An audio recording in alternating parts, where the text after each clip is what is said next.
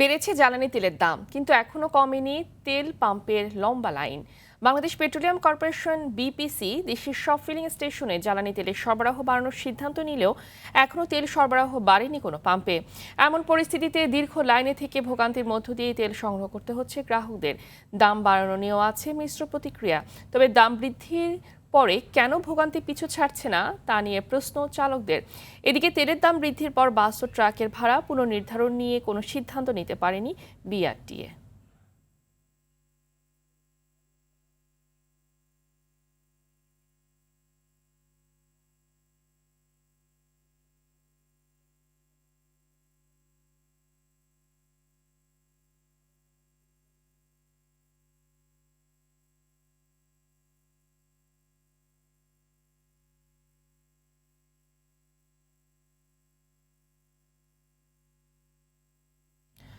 দর্শক, এই মুহূর্তে রাজধানীর তেজগাঁও ফিলিং স্টেশন থেকে সরাসরি যুক্ত হচ্ছেন আমাদের সাথে সহকর্মী সাকিবুর রহমান।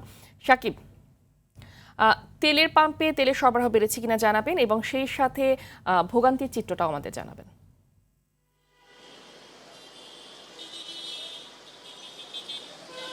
ফাহমিদা, আসলে ভোগান্তি যে কতটা চরমে উঠেছে তা আসলে বোঝা যাচ্ছে যে এই যে ফিলিং স্টেশনটিতে আমরা আছি এখন, সিটি ফিলিং স্টেশন তেজগাঁ, সেটিতে এখন পর্যন্ত তেল সরবরাহ করা হয়নি, যার ফলে এখানকে যে তেল সরবরাহ করা সেটি বন্ধ রয়েছে। এবং এখানে পুরো তেজগাঁ জুড়ে কিন্তু দীর্ঘ লাইন তৈরি হয়েছে। মোটর সাইকেল, প্রাইভেট কার, পাশাপাশি মিনি ট্রাক ট্রাক এ সকল যানবাহনগুলো ডিজেল পেট্রোল নেয়ার জন্য তারা দীর্ঘ লাইনে দাঁড়িয়েছেন এবং সেইখানে তারা তেল সংগ্রহের জন্য ঘন্টার পর ঘন্টা অপেক্ষা করছেন। আমরা কর্তৃপক্ষের সঙ্গে কথা বলেছিলাম, সেটি তারা বলছেন যে আসলে তেলের যে সরবরাহ বাড়ানোর কথা বলা হয়েছে, আসলে পাম্পগুলোতে কোনো প্রকার সেই অতিরিক্ত যে তেল বা তাদের যে চাহিদা অনুযায়ী তেল সেটি দেয়া হচ্ছে না। সরকারের পক্ষ থেকে বলা হলেও আসলে তাদের যে চাহিদা সেই চাহিদা মতো না দিয়ে পূর্বে যেভাবে দেয়া হচ্ছিল, অর্থাৎ তেলের সংকট তৈরি হওয়ার পরে যেভাবে তেল কম দেয়া হচ্ছিল সেই মোতাবেকই তাদেরকে তেল দেয়া হচ্ছে, ফলে ভোগান্তিগুলো বাড়ছে। পাশাপাশি যারা এখানে চালক রয়েছেন, যারা তেল সংগ্রহ করতে আসছেন, তাদের সব থেকে বড় দাবি যে দাম বৃদ্ধি পেয়েছে, সেটি নিয়ে অনেকে অনেক রকম প্রতিক্রিয়া জানিয়েছেন। কেউ বলছেন যে দাম বৃদ্ধি পেয়েছে তাতে সমস্যা নেই, কিন্তু ভোগান্তিটা যেন দ্রুত সমাধান করা হয়, তাদেরকে যেন ঘন্টার পর ঘন্টা লাইনে দাঁড়িয়ে থাকতে না হয়, তারা যেন এসে সময় মতো তেলগুলো নিয়ে চলে যেতে পারেন এবং প্রতিটি পাম্প যেন আগে যেমন 24 ঘন্টা করেই খোলা থাকতো, সেরকম যেন পাম্পগুলো 24 ঘন্টায় খোলা থাকে।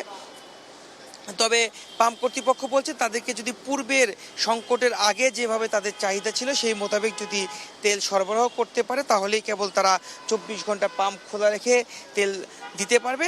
এছাড়া আসলে তেল দেওয়ার কোনো উপায় নেই। ভোগান্তি মানুষের বাড়ছে, যেহেতু গরম বেড়েছে, সেখানে দীর্ঘক্ষণ রোদের ভিতরে লাইনে দাঁড়িয়ে থেকে মানুষের ক্ষোভ বাড়ছে, লাইনের ভিতরে নিজেদের ভিতরে কথা কাটাকাটি হচ্ছে।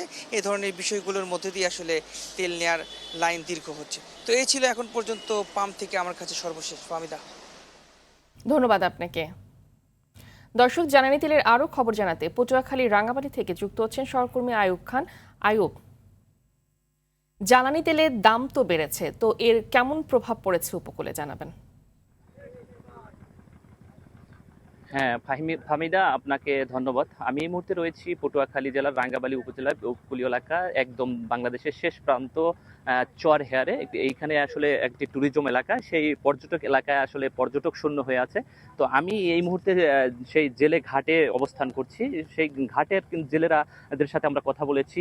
এই মুহূর্তে কিন্তু বিশ্ব যে যুদ্ধর কারণে বাংলাদেশের যে তৈল সংকট, তার মধ্যে কিন্তু সবচেয়ে বেশি এই মুহূর্তে রাঙ্গাবালির যে জেলে পল্লীগুলো রয়েছে তারা কিন্তু এই মুহূর্তে সমস্যায় পড়েছেন। এর কারণ যে একদিকে জ্বালানি সংকট রয়েছে, অন্যদিকে তৈলের দাম কিন্তু সরকার বৃদ্ধি করেছে। তবে বৃদ্ধি করলেও কিন্তু সেই পরিমাণ তৈল কিন্তু পাচ্ছেন না আপনার জেলেরা। তবে এই মুহূর্তে আমরা যেই ঘাটটিতে রয়েছি, ক্যামেরা পার্সনের মাধ্যমে যদি ঘাটটির পেছনে দেখাই, যে জেলেরা কিন্তু তারা ঘাটে আসছেন, কেউ মাছ ধরতে গেছে, আবার কেউ ঘাটে আসছেন। তারা কিন্তু তৈল সংকটে এই মুহূর্তে ঘাটে অবস্থান করছেন। আমরা জেলেরা সাথে কথা বলেছি, তারা আমাদেরকে যেমনটি বলেছে যে আসলে তৈল দাম বৃদ্ধি হলেও তারা কিন্তু তৈল পাচ্ছেন না। অন্যদিকে যে প্রতিদিনের যে ট্রলার যে জেলেরা রয়েছে, তারা কিন্তু সমুদ্রে যে তৈল কিনে নিয়ে যায় প্রায় 70,000 টাকার যে তৈল নিয়ে 5 থেকে 7 দিন থাকতে পারতো, সেটা কিন্তু এখন আর পাচ্ছে না। এর কারণ যে তৈলের দাম বৃদ্ধির ফলে কিন্তু তারা সেই টাকার তুলনায় কিন্তু যে তৈল দিচ্ছে সেই ক্ষেত্রে কিন্তু 7 দিন তারা অবস্থান করতে পারতেছে না। এর অন্যদিকে এই উপকূলে কিন্তু এই মুহূর্তে মাছ সংকটও দেখা দিয়েছে। তো সেই ক্ষেত্রে কিন্তু একদিকে জেলেদের মাছ কম, মাছের দাম কম, অন্যদিকে জেলেরা তৈল পাচ্ছেন না ঠিক মতন। তো এই মুহূর্তে আমি একজন জেলে ভাইয়ের সাথে কথা বলার চেষ্টা করব যে আসলে কেমন এই তৈল যে সরকার যে বৃদ্ধি করলো সেই এর প্রভাবটা কি পড়েছে আপনাদের, এবং তৈল সংকটের কারণে আপনারা কি ধরনের সমস্যা ভুগছেন বলে মনে করছেন? তৈল ওই সংকটের কারণে আমার কথা বড় কঠিন সমস্যা, কারণ তৈলের দাম বৃদ্ধি। আসলে 10 টাকা 110 টাকা লিটার, এখন হচ্ছে 160 টাকা লিটার। তারপরে তেল পাই না, তারপরও তেল পাই না। আর এর লেগে যাইতে তো আমাকে বড় অনেক সমস্যা হয়। তৈল বা দাম বাড়ানো তো অনেক সমস্যা হয়ে যেতেছে। আর মাছ ভালো একটা পাইছি না এবছর, দামও কম, এই আর কি।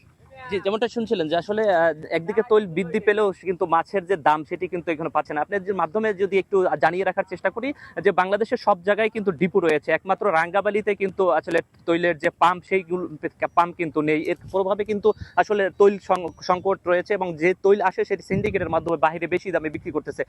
170 টাকা লিটারও কিন্তু তৈল কিনতে আমরা শুনেছি যে এখানের মানুষরা। এছাড়া বাংলাদেশের যে কোনো প্রান্তে যেতে হলে একমাত্র মাধ্যম কিন্তু এই রাঙ্গাবালিবাসীর যে নৌপথ, সেক্ষেত্রে কিন্তু যে ভাড়া সেটিও কিন্তু অনেক দ্বিগুণ হয়েছে এই মুহূর্তে। তো এই উপকূলের জেলেরা কিন্তু 58 দিনের নিষেধাজ্ঞার ফলে কিন্তু অনেক জেলেরা এখন ঘাটে রয়েছে, সেক্ষেত্রে কিন্তু অনেক জেলেরা এখন কর্মহীন হয়ে রয়েছে বলে আমরা শুনতে পেরেছি। এই ছিল আমার কাছে সর্বশেষ পটুয়াখালীর রাঙ্গাবালি থেকে। ধন্যবাদ আপনাকে।